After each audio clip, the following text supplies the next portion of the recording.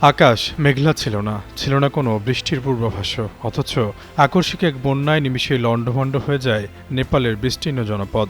দাবি করা হয়েছে, নেপালের তিব্বত সীমান্তে হঠাৎ 4.4 মাত্রার ভূমিকম্পের পর নেমে আসা এক তুষার ধসে থমকে গেছে লেন্দে নদীর স্রোত, আর তাতেই সৃষ্টি হয়েছে এই শতাব্দীর অন্যতম ভয়াবহ আকস্মিক বন্যা। বুধবার রাত 10টা পর্যন্ত প্রায় 100 জনের মৃত্যুর খবর পাওয়া গেছে। বন্যায় ক্ষয়ক্ষতির পরিমাণ এবং হতাহতের সংখ্যা বাড়তে পারে বলে ধারণা করা হচ্ছে। মার্কিন ভূতাত্ত্বিক জরিপ সংস্থার তথ্য অনুযায়ী স্থানীয় সময় সকাল 8টা 37 মিনিটে তিব্বত অঞ্চলে 4.4 মাত্রার একটি ভূমিকম্প আঘাত হানে। এরপরই তিব্বত সীমান্তের পাহাড়ি বুক চিরে নেমে আসে মৃত্যুর এই মহা উৎসব। নিমিষে অবরুদ্ধ হয়ে পড়ে লেন্দে নদীর স্বাভাবিক গতিপথ। কোনো বৃষ্টি ছাড়াই চোখের পলকে তৈরি হয় ভয়াবহ বন্যা।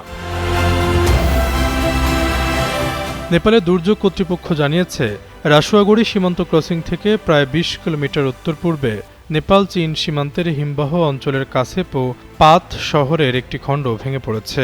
সেই তুষারধসটি হয় কোনো হিমবাহ হুদে পড়েছে অথবা নদীর গতিপথ রুদ্ধ করেছে। এর ফলে সৃষ্ট জলোচ্ছ্বাস, যা হিমবাহের বরফ গলিত পানি এবং ধ্বংসবিশেষ বহন করে এনেছে। এই হিমবাহ সমেত বন্যা লেনেন খোলা নদী থেকে ভোতে কুশি নদীতে আছড়ে পড়েছে।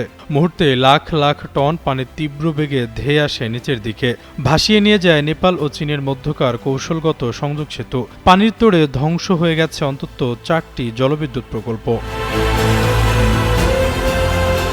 নেপাল পুলিশ ও এএফপির প্রকাশ করা ছবিতে দেখা যায়, নদীর প্রবল স্রোত আশেপাশের বাড়িঘর ভাসিয়ে নিয়ে যাচ্ছে। কাদামাটির মধ্যে একটি বাড়ির শুধু ওপরের তলা বেরিয়ে আছে। নেপালের সেনাবাহিনী জানিয়েছে, ক্ষতিগ্রস্ত এলাকায় তারা হেলিকপ্টার ও দুর্যোগ মোকাবেলায় প্রশিক্ষিত সদস্যদের পাঠিয়েছে।